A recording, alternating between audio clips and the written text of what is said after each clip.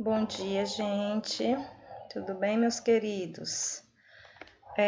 Hoje a nossa aula, ela vai ser através desse vídeo, certo? Por motivo de força maior, mas isso não é motivo de deixar de repassar para vocês o conteúdo da nossa aula de biologia dessa semana. Então, vamos lá, né, gente?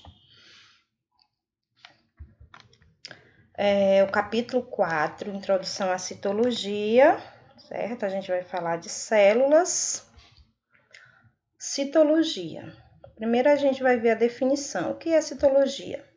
Citologia é a área da biologia responsável pelo estudo da célula, a estrutura básica da formação dos seres vivos, considerada a menor unidade de um ser vivo, tá certo? Então, cito ou quito significa célula e logos a gente sabe que significa estudo. Então, citologia é o estudo das células, tá certo? Então, aqui é a imagem de uma célula, não é isso?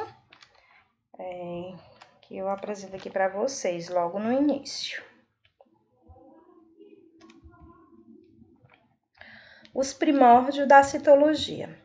Então, a gente vai ver um pouco da história da citologia, né? Como iniciou. Seu início se deu a partir da criação dos microscópios, invenção esta que teve como precursores os holandeses Francis e Zacarias Janssen, em 1590. Então, aqui esse é o holandês, Zacarias, né, que deu início ao estudo da citologia com a criação do microscópio. Se percebe que o microscópio deles, dos dois cientistas, eram microscópios bastante simples, mas foi o suficiente para dar início ao estudo da célula.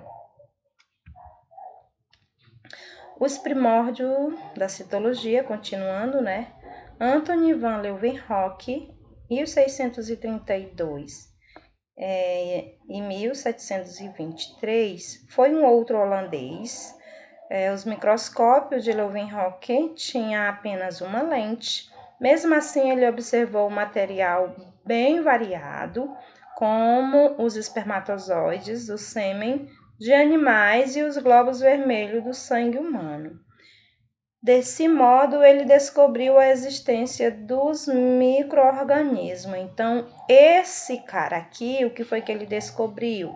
Ele descobriu a existência dos micro-organismos através do sêmen de animais, de alguns animais, né, no caso os micro-organismos, e do sangue humano.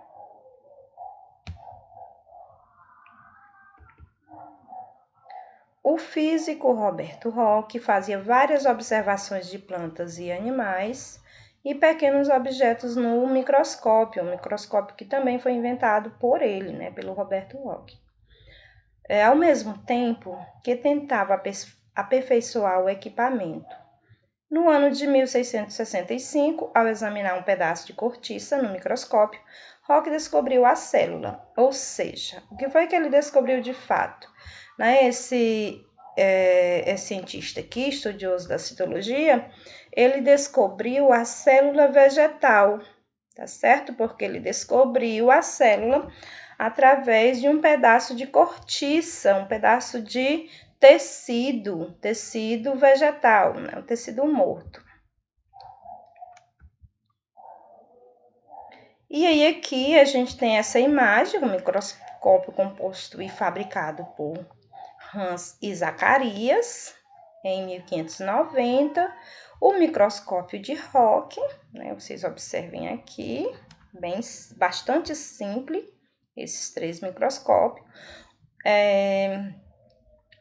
O microscópio do Leeuwenhoek, né, também bastante simples, e a cortiça, tá, onde o Roberto Hooke fez a descoberta da célula vegetal.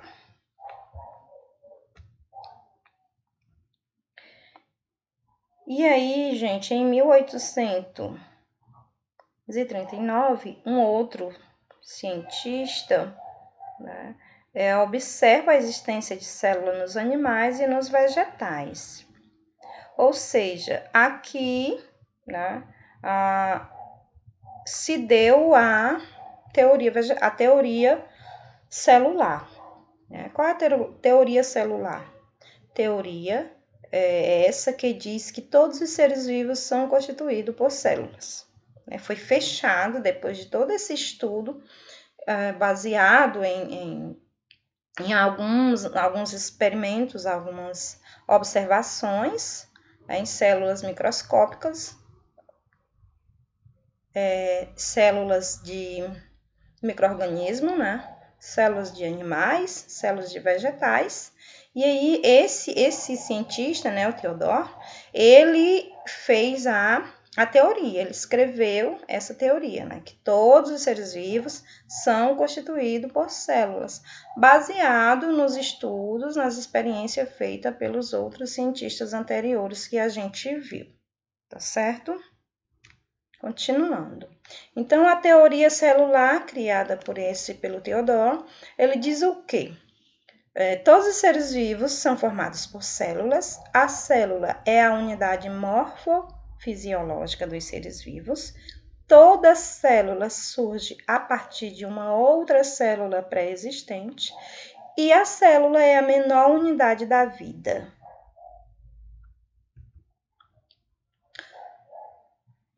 Hoje nós temos os microscópios modernos, apresentar aqui para vocês, né, que são microscópios bastante elevados, né, até 100 milhões de vezes, né, com uma lente bastante ampliada, diferente dos microscópios usados pelos cientistas logo nos primórdios dos estudos da citologia. E aí, gente, o microscópio. Quais são as partes do microscópio? O microscópio ele é composto vamos ver aqui, algumas partes. O revólver, começando aqui pelo revólver, é a parte que suporta as objetivas e permite que elas rodem, né? Como você observa aqui, tá? Segura as objetivas, que é no caso que vai fazer as objetivas, é um conjunto que acompanha as lentes, que amplia, né? E ele permite com que essas objetivas elas sejam rodadas de acordo com o que a pessoa quer visualizar, quer ver, né? As objetivas aqui é o que? Conjunto de lentes que amplia a imagem. A platina, se observem aqui, a platina é uma espécie de placa, né? Uma espécie de bandeja onde se coloca o que vai ser visualizado, né? A célula que você preparou para visualizar, né? O diafragma, observem aqui, que fica embaixo da platina, regula a entrada da luz. Espelho ou lâmpada, observe aqui, todo microscópio, ele projeta uma imagem a partir da luz, como a foto, né? A fotografia. Essa imagem que você consegue visualizar da célula no microscópio, ela é projetada através de uma luz, tá certo? Que fica aqui, esse chamado de espelho ou lâmpada. Aí nós temos a base. Vou começar aqui da ocular. Nós temos o ocular, que é a lente que amplia a imagem, onde você vai visualizar, você coloca. Temos o tubo óptico ou canhão. Esse tubo o tubo onde vai suportar a ocular, onde passa todo o feixe de imagem para visualizar, fazer a visualização do que vai ser visualizado. Aí nós temos o que chamamos de braço, que é o suporte para o transporte, onde você segura ele, pode segurar para transportar, movimentar, né, para ser manuseado. Nós temos os parafusos macrométrico, que permite focar a imagem através de movimentos rápidos da platina. macrométrico já diz, são parafusos maiores, macro, né? Grandes, né? E nós temos os parafusos micrométricos, que são os parafusos menores, os parafusos pequenos, que também permite aperfeiçoar a imagem para você visualizar melhor. E embaixo nós temos o que chamamos de base, é onde suporta, onde segura toda a estrutura do microscópio. Então, gente, quando a gente voltar nas nossas aulas presenciais, se Deus quiser, em breve estaremos na escola, né, nas aulas presenciais, e a gente vai poder ter a oportunidade de visualizar o microscópio, certo? Nós temos o laboratório, e no laboratório nós temos o microscópio, que eu prometo apresentar para vocês. E aí, meus amores, nós temos 3 tipos de célula. Nós temos a célula animal, certo? Temos a célula vegetal e temos a célula bacteriana, certo? E temos a célula que é apenas das bactérias, tá certo? Célula animal, célula vegetal e célula bacteriana. A célula animal é aquela presente nos tecidos animais e se difere da célula vegetal pela presença de organelas, conhecida como lisossomo, e a ausência de estrutura como parede celular, plastos, vacúolos de suco celular e glioxissoma. Então, aqui nós temos uma célula animal que não tem o lisossomo, não tem parede celular, não tem os cloroplastos, que no caso são plastos também, podem ser chamados de plasto, não tem vacúolos, certo? E não tem glioxissoma, certo? A diferença não é tão grande, mas existe essa grande diferença. E a diferença marcante da célula animal para a célula vegetal é a presença de plastos e da parede celular. A célula vegetal é a célula encontrada nos tecidos animais, nos tecidos vegetais, perdão, é uma célula eucarionte. Ah, meus amores, a célula, eu esqueci de dizer para vocês. Deixa eu só voltar aqui um pouco. Pronto. A célula bacteriana, ela é uma célula procariótica ou procarionte. Por que, professora? Porque ela tem um núcleo desorganizado. Se você observar aqui o núcleo, o núcleo da célula bacteriana, ele é o material genético que você vê, ele fica solto no citoplasma. Não tem um envoltório nuclear. Enquanto a célula animal, se observem aqui, ela tem um núcleo que fica central no centro do citoplasma, verdadeiro, tá certo? E que delimita o núcleo do citoplasma.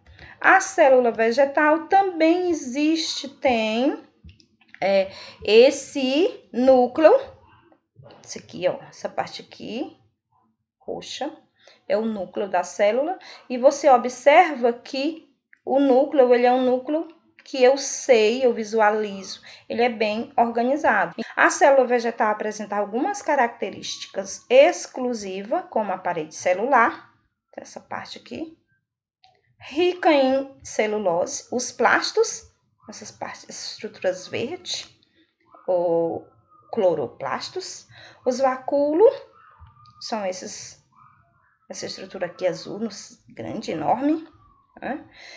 E também os glioxissomos, tá certo? A célula bacteriana, voltando a falar dela novamente, meus amores, a célula da bactéria é formada basicamente por material genético, citoplasma, ribossomos, membrana plasmática, parede celular e, em alguns casos, uma cápsula, tá bom? Algumas bactérias possuem uma cápsula, certo? Então, essa é a estrutura de uma célula bacteriana. É uma célula, como eu já tinha falado antes para vocês, bastante simples. Aqui, gente, eu coloquei uma pergunta, onde vocês irão responder no caderno de vocês. Eu vou enviar esse material, colocar ele no Google Classroom, para que vocês façam essa atividade e enviem para mim, tá certo? Pode até colocar a resposta dela no WhatsApp para a gente conversar com os colegas se vocês concordam na resposta e tudo, certo?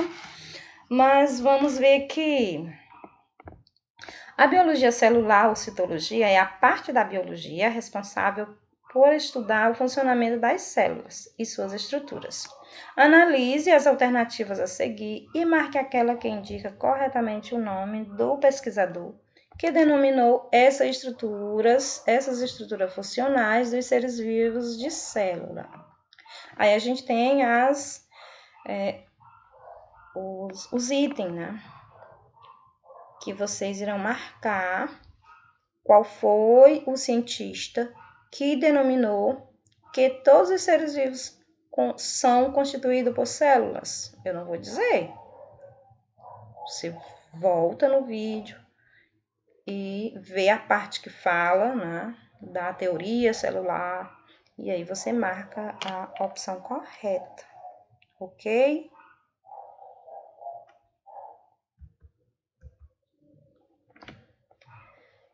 A próxima questão. Costuma-se dizer que as células são formadas por membranas citoplasmáticas, por membrana, citoplasma e núcleo. São as estruturas basicamente, né, das células, as três estruturas. Entretanto, não são todas as células que apresentam um núcleo definido e delimitado por membrana nuclear. Baseando-se nisso, o mais correto seria afirmar que todas as células possuem membrana, citoplasma e material genético. As células que apresentam um núcleo definido são chamadas de... galerinha, voltando aqui. Costuma-se dizer, aí você... Essa questão é bem simples, bastante simples, mas é uma questão de interpretação mesmo. Costuma dizer que as células são formadas por membrana, que é aquela parte que delimita a célula, né, o citoplasma. O citoplasma é onde ficam as organelas, que nós vamos ver nas nossas próximas aulas. As organelas citoplasmáticas, que é ribossomos, cloroplasto, no caso as células vegetais, ribossomos, o que mais? O centríolo, tá certo? E o núcleo é a parte central da célula onde fica o material genético, certo? Nosso material genético, o material genético dos outros seres vivos. Entretanto, nem todas as células apresentam um núcleo definido, como a gente viu o caso da bactéria, né? A célula bacteriana, ela não tem um núcleo definido e por isso é chamado de... Ela é uma célula procariótica, muito bem. Baseando-se nisso, o mais correto seria afirmar que todas as células possuem membrana, citoplasma e material genético. Ok. Todas as células possuem membrana, citoplasma e material genético. As células que apresentam núcleo definido são chamadas de... Ou seja, aquelas células que não são célula, que não é uma célula bacteriana, que é a célula vegetal... E a célula animal, ela é chamada de... Ela tem um núcleo bastante delimitado, tem um núcleo organizado, e aí ela tem um nome específico, que vocês irão marcar o item correto. Professora, eu não lembro, não entendi muito bem. Volta no slide, lê, tá certo? E marca a opção correta. Tá ok, meus amados? Um beijo e até a nossa próxima aula. Tenham um bom dia, uma boa tarde ou boa noite. Eu não sei a hora que vocês irão assistir essa videoaula.